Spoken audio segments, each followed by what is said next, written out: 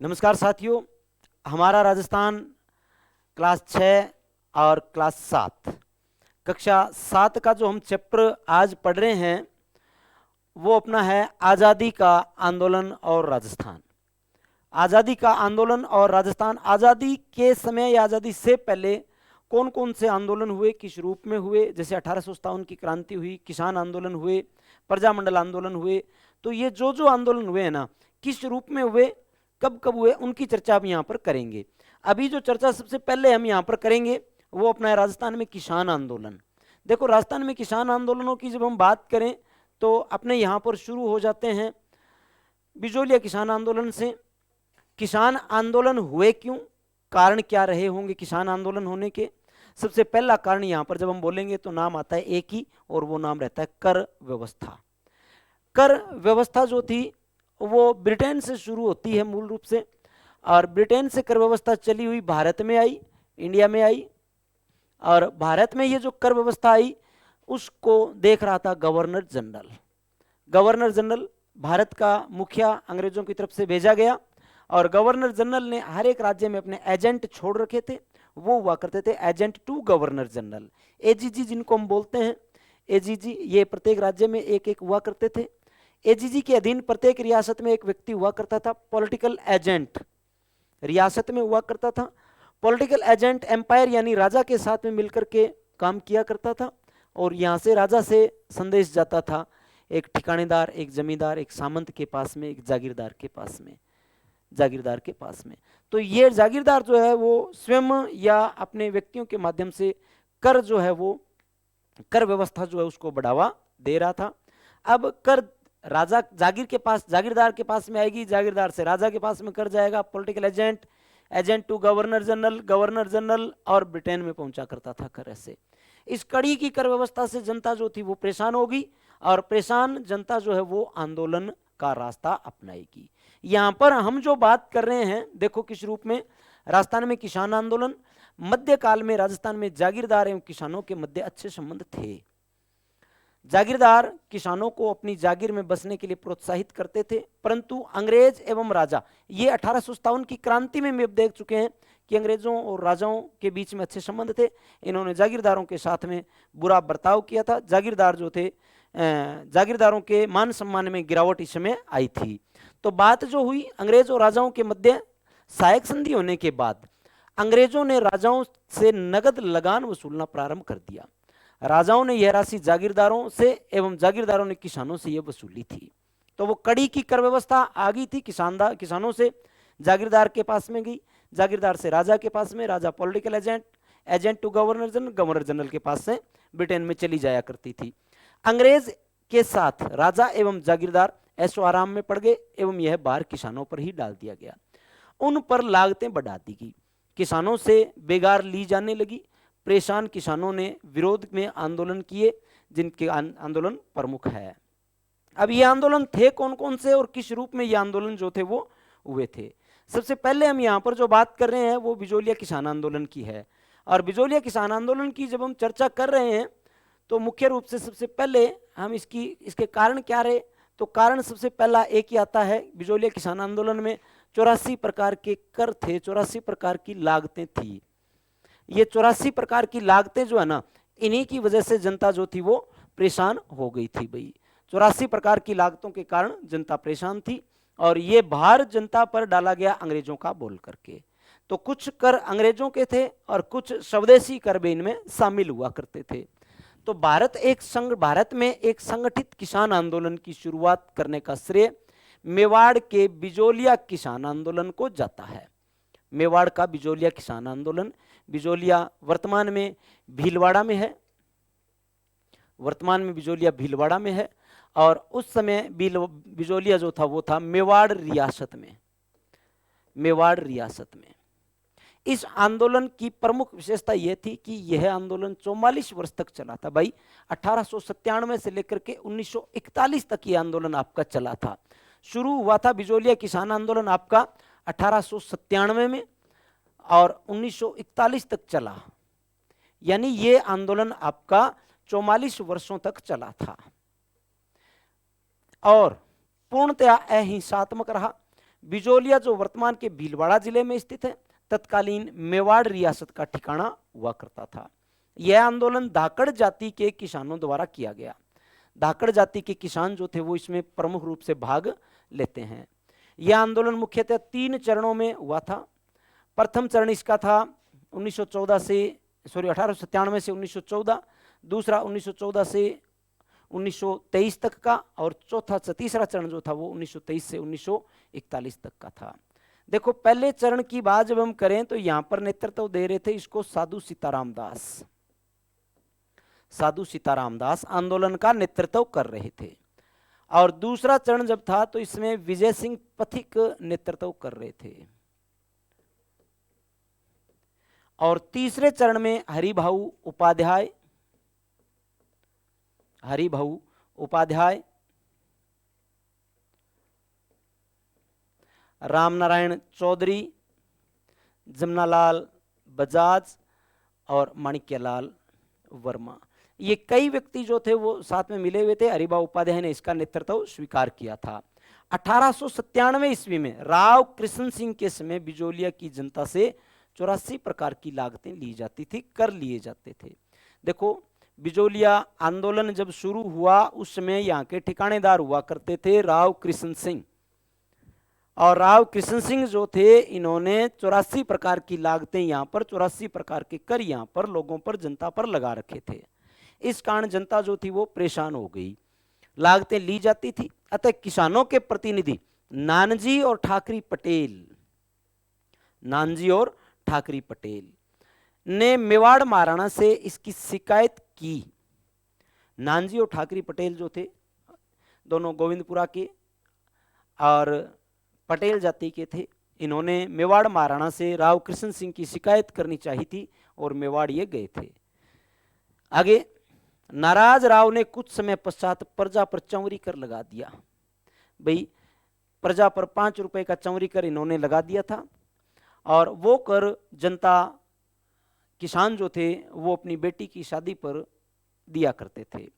हालांकि इस कर को कुछ समय बाद इन्होंने समाप्त भी कर दिया था, समाप्त करवा लिया। साधु सीताराम दास जो थे वो बिजोलिया के गांव-गांव, ढाणी-ढाणी में घूमे और जनता को साथ में लिया और मेवाड़ महाराणा की ओर रुख किया था।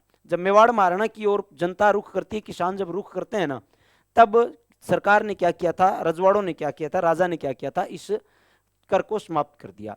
किसानों के विरोध के बाद चौरी कर की लागत माफ कर दी गई एवं लगान में छूट दे दी गई। राव कृष्ण सिंह की मृत्यु के बाद ये क्या होगा भाई, राव कृष्ण सिंह जो है वो 1906 में मर जाएंगे, इनकी मृत्यु हो जाएगी। और इनकी मृत्यु के बाद, कृष्ण सिंह की जब मृत्यु हो जाएगी, इसके बाद में पृथ्वी सिंह जो है वो ठिकानेदार यहाँ के बनेंगे।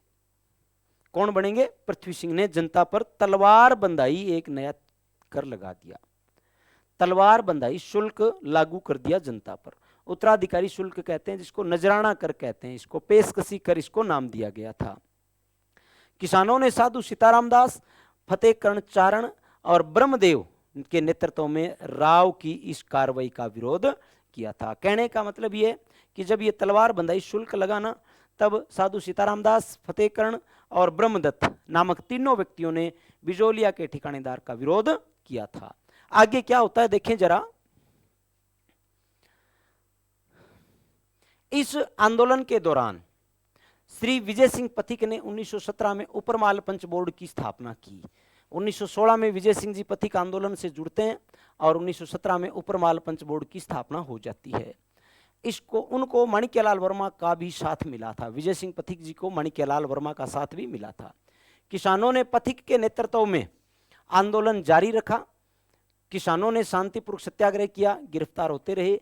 आंदोलन के तीसरे चरण में जमनालाल बजाज ने आंदोलन का नेतृत्व किया। 1941 में मेवाड़ के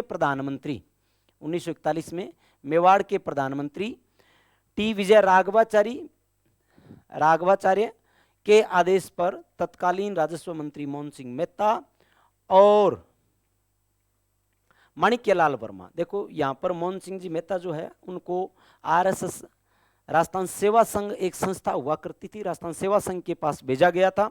और मोहन सिंह जी मेहता राजस्व मंत्री जो थे वो आरएसएस के नेताओं से मिलते हैं और आंदोलन जो है वो समाप्त करवा देते हैं। तो देखो मोहन सिंह जी मेहता बिजोलिया गए, उन्होंने किसानों से समझौता करके उनकी जमीनें पुनः दिलवाई। एक लंबे संघर्ष के बाद आंदोलन समाप्त हुआ। अंजना देवी चौधरी, रमा देवी, नारायणी देवी वर्मा जैसी महिला नेत्रियों ने भी आंदोलन में अपना योगदान दिया था। तो ये बात जो हमने करी बिजोलिया किसान आंदोलन की बात रही होगी। और इसके बाद में अपना आंदोलन जो आता है बेंगू किसान आंदोलन, मेवाड़ रियासत का ही दूसरा आंदोलन है भाई। मेवाड़ रियासत में ही ये आंदोलन आपका हुआ था। तो किस रूप में, देखो बेंगू किसान आंदोलन, बेंगू वर्तमान में चित्तौड़ में है, और उस समय बिजोलिया की तरह यह भी मेवाड़ रियासत में हुआ करता था। यहां पर विजय सिंह पथिक ने रामनारायण जी चौधरी को जिम्मेदारी सौंपी थी।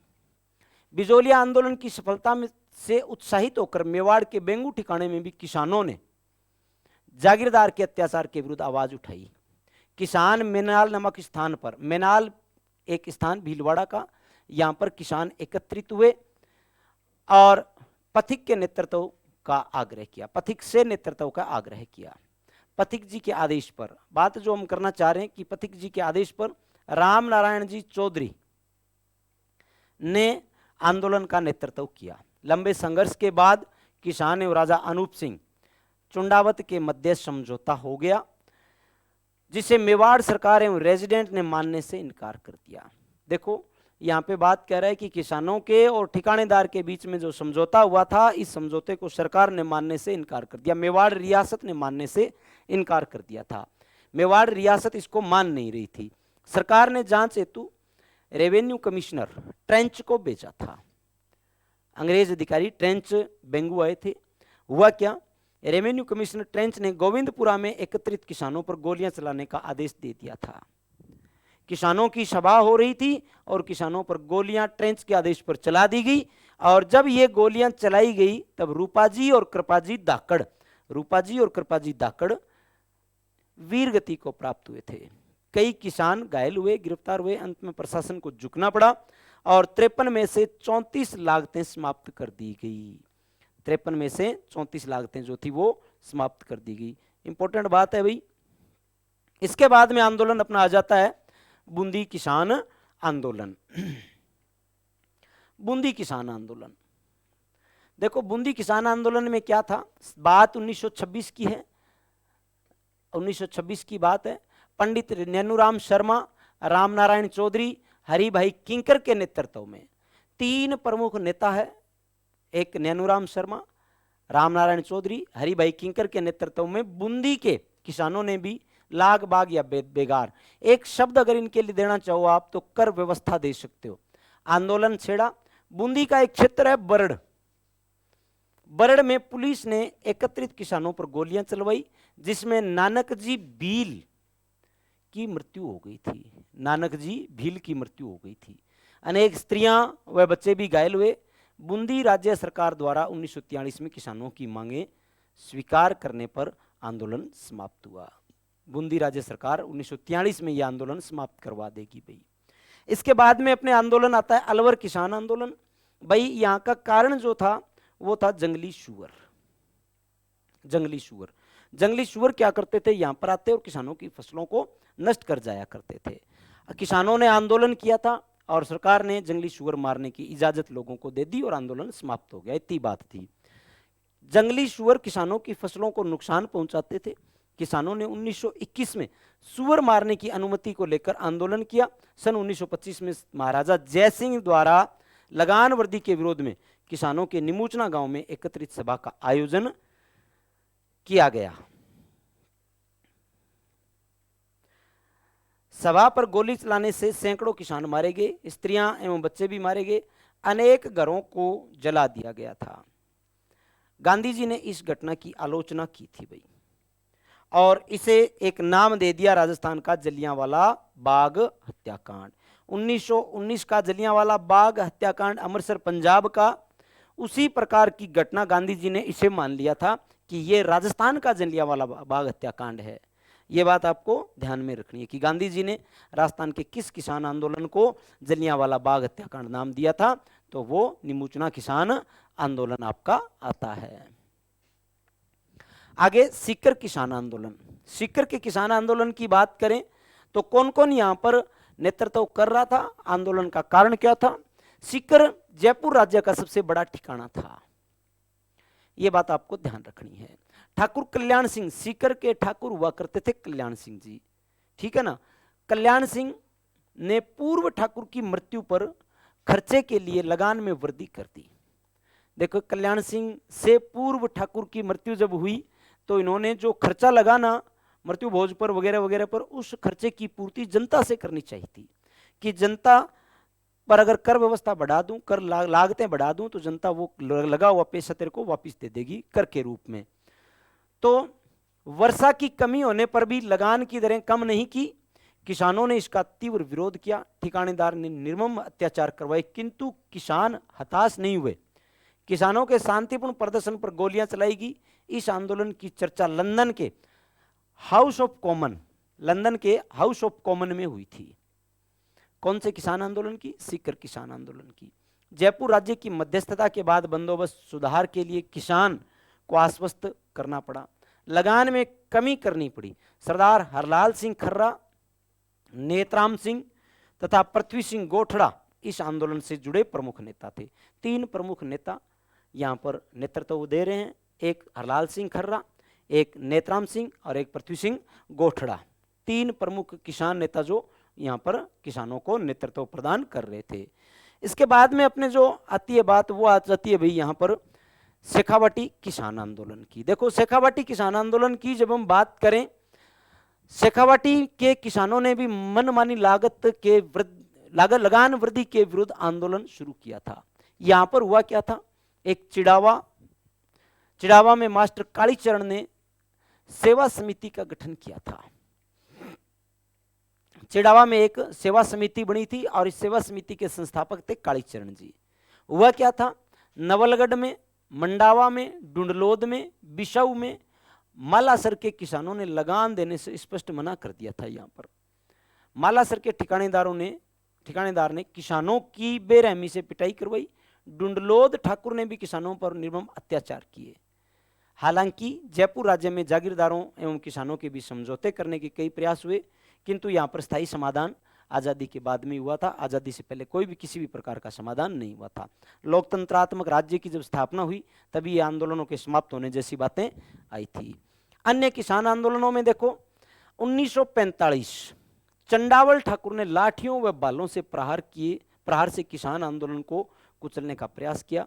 इसी तरह 1947 में डाबड़ा में लगान लागबाग बेगार के विरुद्ध लगभग 600 किसान ठिकानेदार के पास गए। उसने बंदूकें, तलवारें और बाले चलवाए, जिससे कई किसान हताहत हुए थे। इसके बाद में अपने जो बात करें वो आ जाती है जनजातीय आंदोलनों की। जनजातीय आंदोलनों की जब हम बात करें तो मुख्य रूप से भील जनजाति के लोग, मीणा जनजाति के लोग आंदोलन करेंगे। क्यों करेंगे? अपने अधिकारों की प्राप्ति के लिए, अपने सामाजिक जनजागृति के लिए, अपने राजनीतिक जनजागृति के लिए ये आंदोलन करेंगे। धार्मिक जनजागृति, सामाजिक जनजागृति, राजनीतिक जनजागृति, तीन प्रकार की प्रमुख जनजागृति को लेकर के ये आंदोलन करेंगे और आंदोलन में सफल भी ये होंगे। जनजाति आंदोलन, राजस्थान में भील, मीणा, ग्रासिया आदि जनजातियां प्राचीन काल से निवास करती आई है। दक्षिणी राजस्थान भीलों का बाहुल्य क्षेत्र है। मेवाड़ के राज चिन्ह में इनका चित्र अंकित रहता है। जयपुर एवं आसपास के क्षेत्र में मीणा जनजाति ज्यादातर है, परंतु समय के फेर से बहादुर जातियां सामाजिक आर्थिक दृष्टि से पिछड़ती गई। ये अपने अधिकारों को पुनः प्राप्त करने के लिए आंदोलन करेगी। किस रूप में करेगी? सबसे पहले हम देखें भील आंदोलन की बात। भील आंदोलन की बात जब हम देखें, देखो, भीलों की जागृति की विचारधारा का प्रसार करने के लिए यहां पर गोविंद गुरु, बांसिया गांव डूंगरपुर के गोविंद गुरु की महत्वपूर्ण भूमिका रही थी। उन्होंने संप सभा की स्थापना की। एकता की सभा की स्थापना किसने की? सारे भीलों में एकता की दृष्टि से रहना। गोविंद गुरु ने बेगार व अनुचित लागतें न देने के लिए भीलों को जागृत किया। सन 1913 में मानगढ़ की पहाड़ी पर आश्विन सुदी पूर्णिमा को, मानगढ़ की पहाड़ी बांसवाड़ा में आश्विन सुदी पूर्णिमा को संप सभा का अधिवेशन हो रहा था। तब अंग्रेज सेना ने पहाड़ी को चारों तरफ से घेरकर गोलियां चलवा दी। घटनास्थल पर ही हजारों भील, लगभग माना जाता है यहाँ पर कि 1500 भील जो थे वो मारे गए थे यहाँ पर, ठीक है ना। आगे देखो, मारे गए और घायल भी हुए, इसे भगत आंदोलन भी कहा जाता है। आगे देखो, आदिवासियों के दूसरे मसीहा मोतीलाल तेजावत थे। और मोतीलाल जी तेजावत ने क्या किया था भाई? मोतीलाल तेजावत थे चित्तौड़गढ़ के मातृकुंडिया में, बहुत इंपॉर्टेंट बात है, मोतीलाल जी तेजावत ने चित्तौड़गढ़ के मातृकुंडिया में किसानों व आदिवासियों को बेगार, लगान, अत्याचार आदि के विरुद्ध संघर्ष का आह्वान किया। आंदोलन को तेज गति देने के लिए एकता पर बल दिया गया, इसलिए इसे एक ही आंदोलन कहा गया था। एक ही आंदोलन। यह आंदोलन आपका 1921 में शुरू हुआ था भाई। एक ही आंदोलन मोतीलाल जी तेजावत का आंदोलन है। एक ही आंदोलन को गति देने के लिए हजारों आदिवासी उदयपुर में एकत्र हुए, हजारों आदिवासी उदयपुर में एकत्रित हुए तथा महाराणा को 21 सूत्री मांग पत्र, बहुत इंपॉर्टेंट है, मोतीलाल तेजावत के नेतृत्व में मेवाड़ महाराणा को कितने सूत्रीय मांग पत्र भेजा गया? 21 सूत्री मांग पत्र भेजा गया था। इस मांग पत्र को मेवाड़ की पुकार कहा गया। मेवाड़ की पुकार, मोतीलाल तेजावत। महाराणा ने तत्काल 18 मांगे मान ली थी। देवल, डूंगरपुर, बांसवाड़ा में भीलों को संगठित करने का श्रेय भोगीलाल पांड्या को जाता है। भोगीलाल जी पांड्या, और इनके साथी भोगीलाल जी पांड्या के हरिदेव जोशी थे।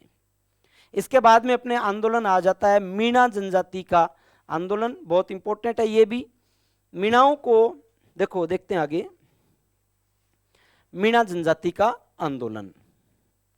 भाई मीणा जनजाति के आंदोलन की विशेष बात देखो, प्रारंभ में या प्राचीन काल से ही एक विशेष बात हुआ करती थी कि मीणा जनजाति जो है वो चौकीदार और जमींदार दो रूपों में रहती थी।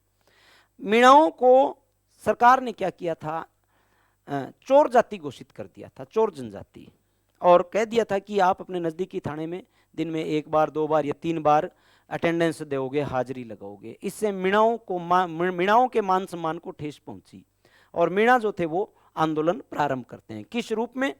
मीणा जनजाति के एक वर्ग को अंग्रेजी शासन से शांति व्यवस्था की जिम्मेदारी दे रखी थी।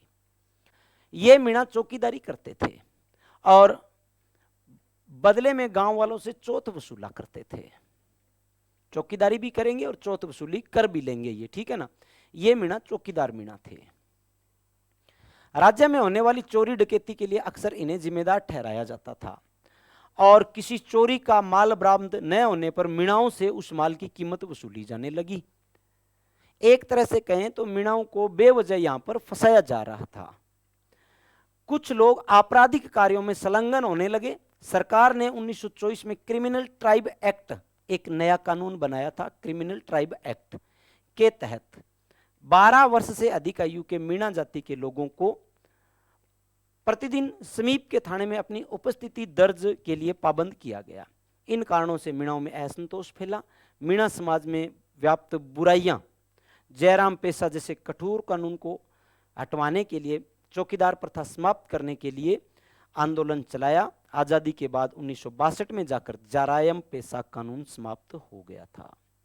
जरायम पेशा कानून 1952 में समाप्त हुआ और जब जरायम पेशा कानून 1952 में समाप्त हुआ ना, तब जाकर के मीणा आंदोलन जो था वो समाप्त हुआ था भाई। इसके बाद में जनता का संगठन, प्रजा के संगठन की बात अपनी आ जाती है। अब प्रजा का संगठन जो था उसकी बात जब हम करें तो प्रजा के संगठन, प्रजा का मंडल जो है वो कहलाता है प्रजा मंडल। प्रजा मंडल का अर्थ प्रजा का मंडल अथवा संगठन। राजस्थान में प्रजा मंडल महत्वपूर्ण भूमिका निभाई।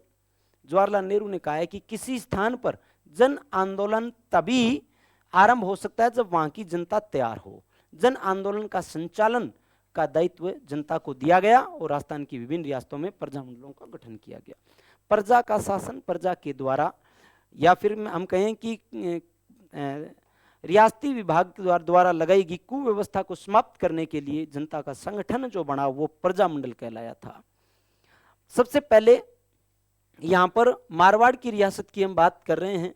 मारवाड़ रियासत में जो प्रजा मंडल शुरू हुआ उसको मारवाड़ या जोधपुर प्रजा मंडल कहा गया। जयनारायण व्यास ने जोधपुर में 1934 में ये प्रजामंडल की स्थापना की थी। भंवरलाल सर्राफ नाम के व्यक्ति, देखो भंवरलाल सर्राफ इसके अध्यक्ष बने थे। प्रजामंडल आंदोलन को गति देने के लिए 1938 में रणछोड़ दास गट्टाणी की अध्यक्षता में मारवाड़ लोक परिषद का गठन हुआ था। हमें पूछे मारवाड़ लोक परिषद का गठन कब हुआ? 1938 में। किसने किया? रणछोड़ दास गट्टाणी ने किया था। इसके बाद में दूसरे प्रजामंडल की जब हम बात करें भाई साहब, तो अपना प्रजामंडल आ जाता है जयपुर प्रजामंडल। कौन सा प्रजामंडल? जयपुर प्रजामंडल आ जाता है। 1931 में स्थापना हुई। कर्पूर चंद पाटनी, जमनालाल बजाज के प्रयासों से जयपुर प्रजामंडल की स्थापना हुई थी। यह राजस्थान का प्रथम प्रजामंडल था। 1936 में इसका पुनर्गठन हुआ था। रियासती कारणों के कारण प्रजामंडल जो था वो एक बार समाप्त हो गया। फिर 1936 में इसका दोबारा पुनर्गठन किया गया और चिरंजी लाल मिश्र के नेतृत्व में प्रजामंडल ने कार्य करना प्रारंभ किया। 1938 में जमनालाल बजाज की अध्यक्षता में यह पहला अधिवेशन इस प्रजामंडल का हुआ था 1938 में। बाद में हीरालाल शास्त्री भी इस प्रजामंडल के अध्यक्ष बने। प्रजामंडल ने रियासत में उत्तरदायी शासन की स्थापना की मांग की थी भाई, ठीक है ना। इसके बाद में मेवाड़ प्रजामंडल की बात, 24 अप्रैल 1938, बहुत इंपॉर्टेंट है भाई, बहुत बार पूछा जाता है। बलवंत सिंह मेहता की अध्यक्षता में मेवाड़ प्रजामंडल की स्थापना हुई थी। माणिक्यलाल वर्मा की इसमें महत्वपूर्ण भूमिका रही। मेवाड़ प्रजामंडल ने महाराणा पर अंग्रेजों से संबंध तोड़ने का निरंतर दबाव डाला। स्वतंत्रता के संघर्ष में प्रजामंडल की सक्रिय भूमिका रही थी। यह मेवाड़ प्रजामंडल था अपना। इसके बाद में देखो बीकानेर प्रजामंडल।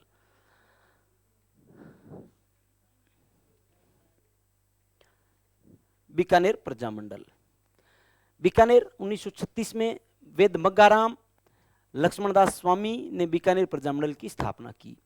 30 जून 1946 को रायसी नगर में प्रजामंडल का खुला अधिवेशन आयोजित किया गया था। समझ में आ गई बात। फिर कोटा अभिनहरी, तनसुखलाल आदि के सहयोग से नैनूराम शर्मा ने हाड़ौती प्रजामंडल की स्थापना की। कोटा में नैनूराम शर्मा की अध्यक्षता में मई 1940 में प्रजामंडल का अधिवेशन हुआ था। बहुत इंपॉर्टेंट बात है भाई, प्रजामंडल का अधिवेशन कोटा में हुआ, नैनूराम शर्मा की अध्यक्षता में हुआ। इसके बाद में प्रजामंडल से संबंधित बातें ये अपनी इतनी होती है इस किताब में। तो इसके बाद में इस किताब में प्रमुख जननायक दिए हुए हैं अपने, और जननायक में 1 नंबर पर अपना आता है गोविंद गुरु, जो हम पढ़ के आ चुके हैं अभी। गोविंद गुरु का जन्म डूंगरपुर राज्य में एक साधारण बंजारा परिवार में हुआ था। यह दयानंद सरस्वती से बहुत अधिक प्रभावित थे। डूंगरपुर, बांसवाड़ा, दक्षिणी मेवाड़, सिरोही, गुजरात, मालवा के बीच पहाड़ी प्रदेश में रहने वाले आदिवासियों को संगठित करने का कार्य इन्होंने किया। 1903 में समसभा की स्थापना की। संप राजस्थानी भाषा का शब्द है जिसका अर्थ होता है संयुक्त और प्रेम, संयुक्त का प्रेम और बंधुत्व है, संयुक्त प्रेम और बंधुत्व है। देखो इस किताब में ये 1903 मानेंगी, ये वैसे समसभा की स्थापना 1883 में है भाई। आगे देखो, समसभा के माध्यम से गोविंद गुरु ने आदिवासियों को शराब, मांस, चोरी, लूटमार आदि दूर करने का प्रयास किया। मेहनत मजदूरी करके अपने परिवार का भरण पोषण करने का संदेश दिया था। बाद में अर्जुनलाल सेठी आ जाते भाई। जन्म जयपुर में हुआ, जयपुर में जन्म हुआ इनका। इन्होंने वर्धमान विश्वविद्यालय की स्थापना की। अंग्रेजी, पारसी, संस्कृत, अरबी और पाली के विद्वान थे। वर्धमान विद्यालय में देश भर के क्रांतिकारियों को समुचित प्रशिक्षण देने की व्यवस्था थी। सेठी धार्मिक शिक्षा के साथ साथ विद्यार्थियों को देश सेवा की जिम्मेदारी भी सौंपा करते थे। प्रसिद्ध क्रांतिकारी रास बिहारी बोस से संपर्क में आने के कारण राजस्थान में सशस्त्र क्रांति की जिम्मेदारी इनको सौंपी गई। आगे केसरी सिंह बारठ और विजय सिंह पथिक। देखो केसरी सिंह बारठ शाहपुरा भीलवाड़ा के थे। केसरी सिंह बारठ राजपूताना में जागीरदार रईसों में ब्रिटिश शासन के विरुद्ध स्वतंत्रता आंदोलन में उनका सक्रिय योगदान प्राप्त करने का कार्य किया। केसरी सिंह बारठ से संबंधित एक विशेष बात है चेतावनी रात चुंगटिया, एक सोरठा इन्होंने लिखा था, और यह सोरठा मेवाड़ महाराणा ब्रिटिश शासन के विरुद्ध सचेत करता है मेवाड़ महाराणा को। मेवाड़ महाराणा जब दिल्ली लॉर्ड कर्जन के दरबार में उपस्थित होने के लिए जा रहे थे, तब चेतावनी राचुंगटिया नामक ये पत्थर जो था वो केसरी सिंह बारट ने मेवाड़ महाराणा को बेचा था। मेवाड़ महाराणा इस पत्थर को पढ़ते हैं और वापिस आ जाते, दिल्ली दरबार में भाग नहीं लेते हैं। विजय सिंह पथिक या भूप सिंह गुर्जर, क्या नाम था? भूप सिंह गुर्जर, उत्तर प्रदेश के बुलंदशहर में जन्मे थे।